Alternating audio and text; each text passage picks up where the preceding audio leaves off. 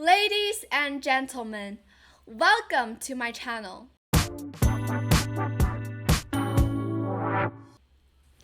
Over the past few months in the chess world, one of the biggest stories is that the former world champion Liren is returning back to classical chess for a pretty long time. After stepping away from classical tournaments, like following the 2024 World Championship and dealing with ongoing health-related challenges for Ding, now he has finally made his long-awaited comeback, and it's been a very meaningful one.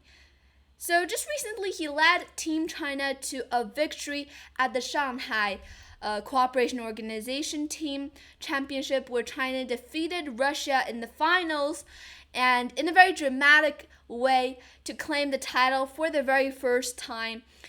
Every time that Ding is under pressure, he played a crucial role in the tie breaks and everything, showed that he has great experience. He has faced a lot of tense moments, including things that can happen in the World Championship, showing both resilience and composure. And now he's back competing in this tournament that I'm showing you guys on the screen. The Chinese Team Championship 2026 is one of the most important tournaments for us in the whole year. I also participated in the Team Championship. And actually, the time I'm recording this video today, I just flew all the way back to my home.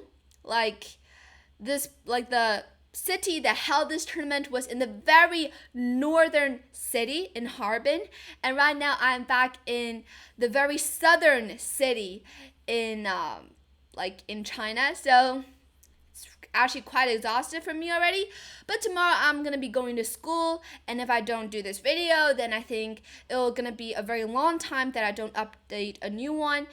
So yeah, which means that this video's time won't be that long, but now let's get back to the main topic, which is this tournament, the Chinese Team Championship.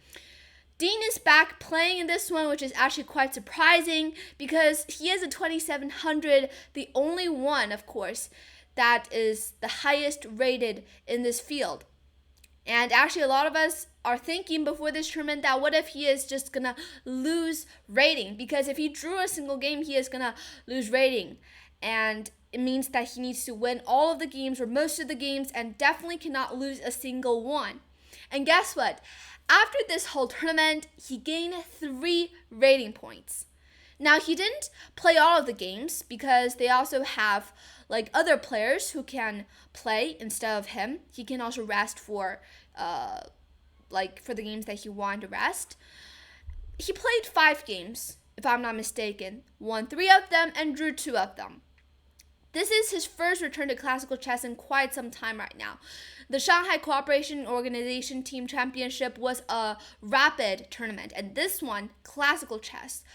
So what's impressive is just not that he is back, but how his playing, despite his team's overall performance is average, it's being average, not the best performance ever. Ding himself has been in a very strong form, already scoring important points for his team and looking much closer to his best. Much better, in my opinion, than how he played before the World Championship, 2024 World Championship match. So for fans, this isn't just about results. It's about seeing a former world champion finding his rhythm again. He doesn't worry about anything. He just enjoys playing chess.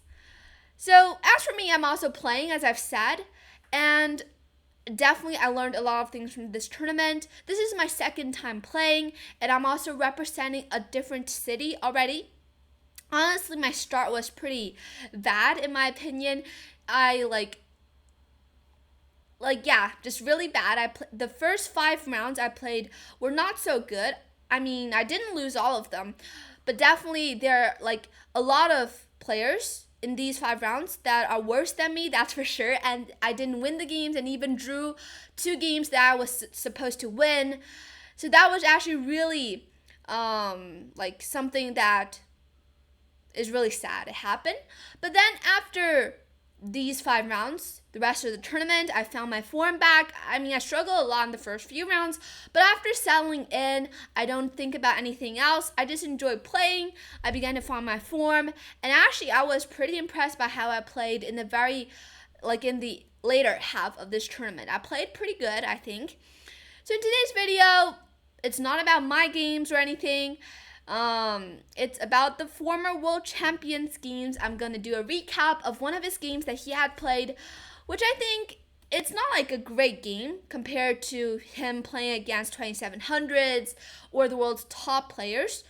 He is playing against the 2500, but also this white side is very strong player in China, but compared to Ding, there's still a gap, a very a very clear gap between them. One is a former world champion, and Ding is going to show that why he can become a world champion in this game. So the game started with e4, e5. Ding is with the black pieces, knight f3, knight c6, knight c3, knight f6, and we have this Scotch variation in a different move order, but turning back to the position that we're familiar with, and here bishop b4. Knight c6, b takes c6, bishop d3. This is all theory. d5 takes and short castles. Right now, both sides know how to play. I mean, this is something that only needs preparation and memorization. So c takes d5, queen f3, c6, and here this move h3 was played. Preventing bishop g4 idea is very logical. Rook e8, Ding is spending no time here. He knows all of the moves that black should play, and here white played bishop f4. Already starting to spend a little bit of time here. Bishop d6 back, rook e1, bishop b6, and here knight e2.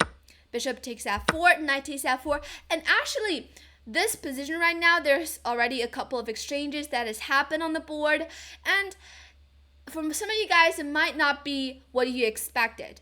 Like, you might say that, okay, like it's a game that plays by the former world champion against a 2500.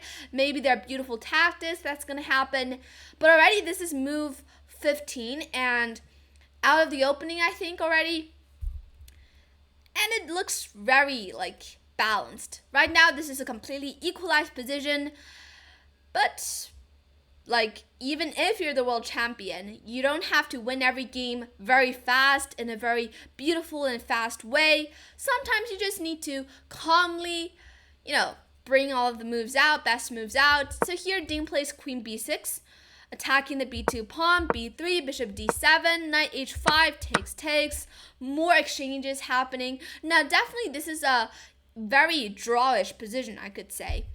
h6 was played, bishop f5, another exchange. Now this move, I say that this is not the best move ever, because this bishop, in my opinion, is better than this bishop on d7. This one, even though this is same colored bishop position, but the d3 bishop, it is eyeing this diagonal, controlling these squares, and sometimes this queen could somehow come to this same diagonal and work with this bishop to create some problematic things on black's king. Whereas for this bishop, it is being blocked by its own pawns and really doesn't attack anything right now. So I think it is better for white to keep the bishops on the board and just play something like queen f3 back, for example.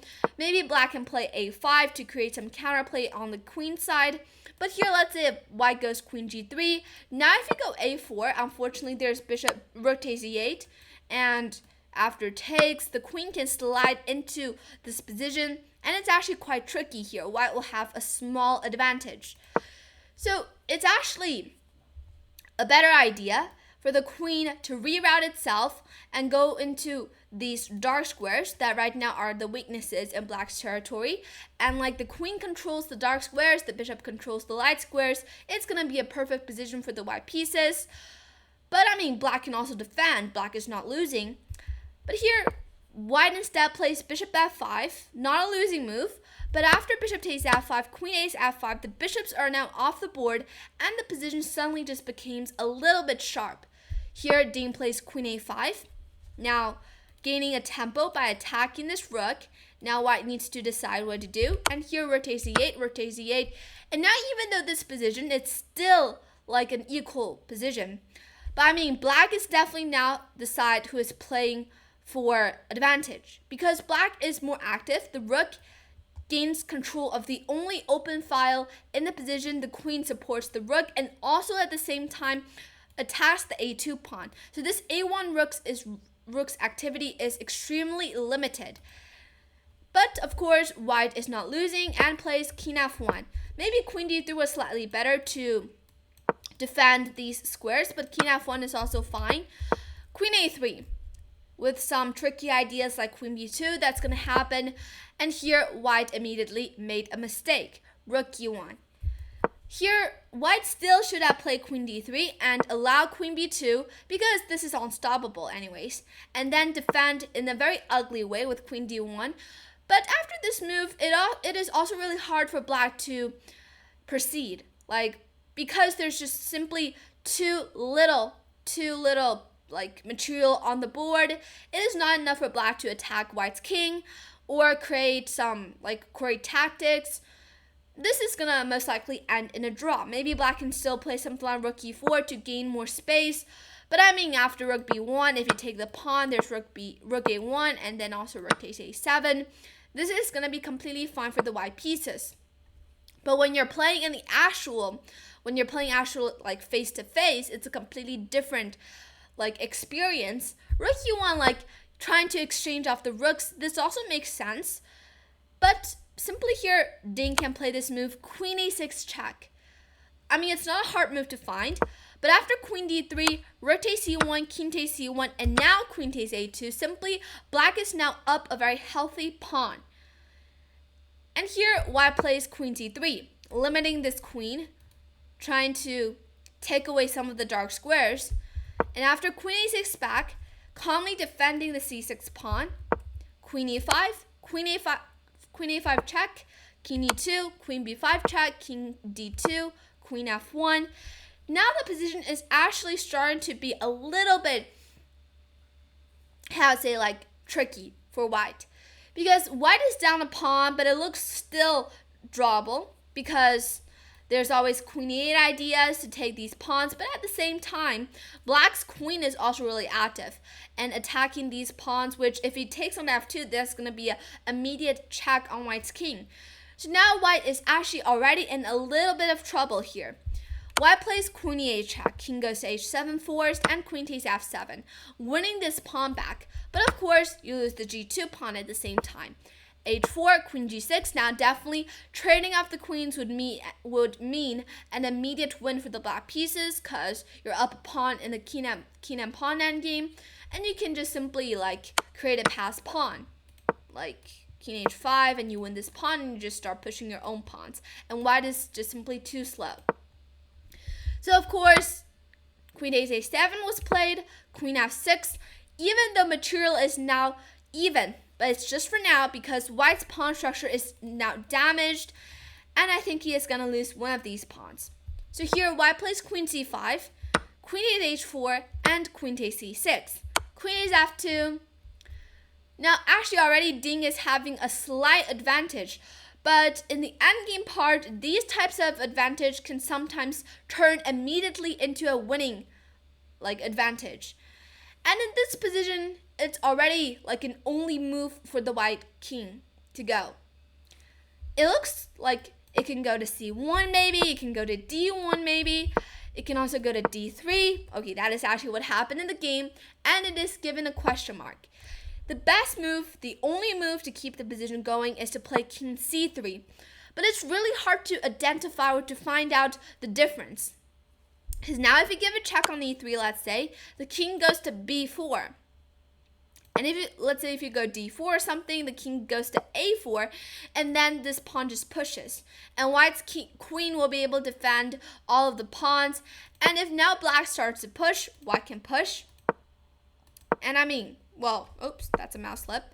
I mean, here you could decide to push your pawn, but you could also play queen d5 ideas, just threatening these types of checks, perpetual checks and everything. King d3, king b4 is the only way here to draw this position in the easiest way. But in the game here, white plays king d3. It I mean, it looks also very logical. But now the point is that there's no longer king b4 ideas. And after queen f3, king goes back to d2. And now this very important move, h5. Now you just realize that if you start a, push, if you push b4, unfortunately there's just h4. And there's no longer any ideas of queen d5 to give perpetual check. And if you keep on pushing, unfortunately, you're just way too slow. And after h1, if you queen, there's queen d1, and you get checkmated. So here again, the difference is that if you play king c3, there's a check. And if you go there, now let's say if you go there, you lose this pawn. So basically, black needs to play d4, and then it just gives white some chances to push immediately, and also queen d5 ideas. So that is the difference here. But it's really hard to see when you're playing. And after king d3, queen f3, king goes back to d2, h5. Now, again, as I've showed, b4 is just way too slow. So in the game, instead, c4 was played. Now, definitely black cannot take because you lose the queen. So here, it means that black is going to give up this d5 pawn. Because if you give checks like queen f2, king goes up, for example, well, actually, that is not a good move, but you go king d3. The point is that if you go king d3, now there's actually d4 with a check. So king d3, and basically if black just keeps on giving checks, it doesn't do anything. So what can black do here? Like, if you really want to defend the d5 pawn, actually, there's nothing that you could do but just keep on giving checks and everything. Like, if you could do this and then take with a check, but after b takes c4, now if you start pushing the pawns, there's like c5, and if you keep on pushing, there's now queen d5. Again, this very tricky idea, and perpetual check is like unavoidable. Like, if you push, there's just queen h5, and it's gonna be a draw. So actually, this just leaves us to the only move here that wins, and it is the move h4. Just keep on pushing. Don't worry about anything. The point is that here, if white were to take, now you take, and after takes, you do not push. This is going to be a draw because after push, even though you promote first, but after this, there's no way for black to win this queen with some tricks or to trade off into a king and pawn endgame and try to promote first. I mean, this is a draw. So the point is that takes, you go king g6, and this is just going to be a win. If you go d6, I mean, black is just in time. And if you go king e3, now there's just king e6, and with these two pawns going to be pushing on this side of the board, and after the king wins this pawn, the king will also go back to the king side to support his own pawns to promotion. So queen takes d5 loses on the spot for the white pieces. But what can white do here? Well, in the game, c takes d5 was played, but I guess that already white realized that he is losing this position. Because after h3, white is just way too slow. He can't even push d6 because this is still a pin. And after queen c2 check, king h6, queen c6 check, g6, and now white has simply no checks available. He played queen a8 with this idea of going queen h8. But now Dean found the very best move. He played queen f2 check first, king goes to c3, and now queen f6. He can also just push h2 immediately and check. He can play king g5, and after queen e5, king goes down, goes there, and queen f4 if you want. But maybe he thought that was too, he could just avoid all of these checks that white can give and play this move, queen f6.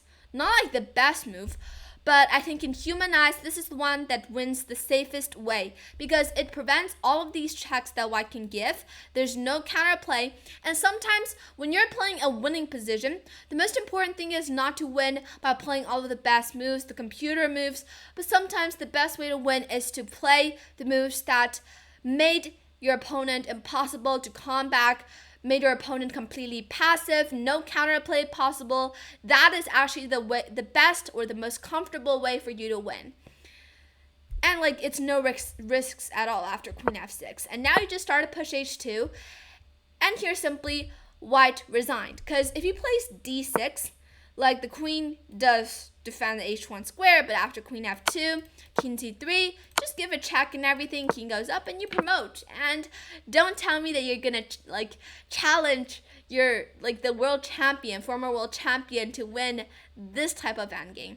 So of course, white knows that losing is unavoidable, and here he resigned. So this game, I mean, you don't see any tactics or any immediate fast wins in the middle games. It is still in an end game, but you see that Ding, he is actually not really in a hurry. He didn't want to take any risks. He just want to win a game in the very safest and smooth way possible. And sure, he did. This whole game, he didn't make a single mistake. Some moves are not the best moves, but even Magnus Carlsen can't play all of the computer moves in the game. And I could say that White didn't make any obvious mistakes, but a single inaccuracy, like here, bishop f5. This is the start of disaster, I could say. Queen a5, and here, king f1 again, an inaccuracy.